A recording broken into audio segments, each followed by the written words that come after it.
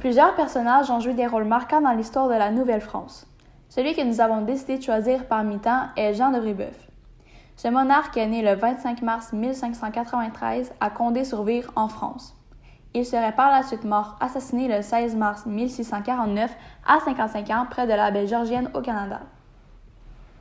Jean est né de Marie le Dragon et Gilles II de Brébeuf. Dès sa naissance, Jean vit dans le manoir seigneurial de ses parents en France.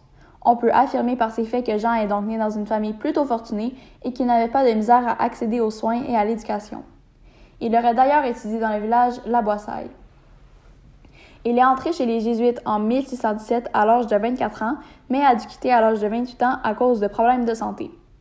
Brébeuf est fondateur des Jésuites et mystique, sans oublier écrivain et ethnographe. Il aurait écrit plusieurs textes, dont un dictionnaire, une grammaire, 2 textes du rond, et surtout le plus ancien cantique de Noël canadien, Jésus à Hatonia, en langage Rwanda. Malgré son importance et la diversité de ses textes, certains de ses écrits auraient été ou détruits par les ennemis ou perdus après sa mort. Il va se convertir aux cultures amérindiennes et va vivre chez les Hurons durant une période de 15 années. Jean consacre ses années à l'ethnographie amérindienne. Il va écrire plusieurs textes puisqu'il connaît bien la communauté. Plusieurs traces de son héritage sont toujours présentes dans nos vies.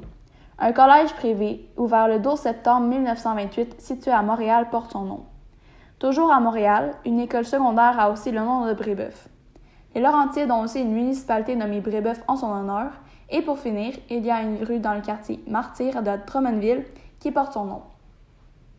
Brébeuf est particulier pour nous pour plusieurs raisons et en voici une.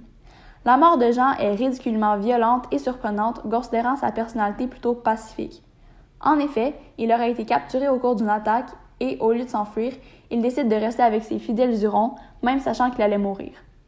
On le traîne jusqu'à Saint-Ignace, où il recevra une pluie de pierres et, après l'avoir attaché à un poteau, on lui verse de l'eau bouillante sur la tête comme une parodie du baptême, étant donné son christianisme.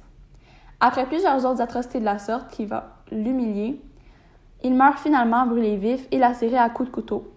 Après sa mort, son cœur est arraché et mangé. On se souvient de lui comme un écrivain qui partageait ses connaissances à tous ceux qui voulaient en apprendre sur les Amérindiens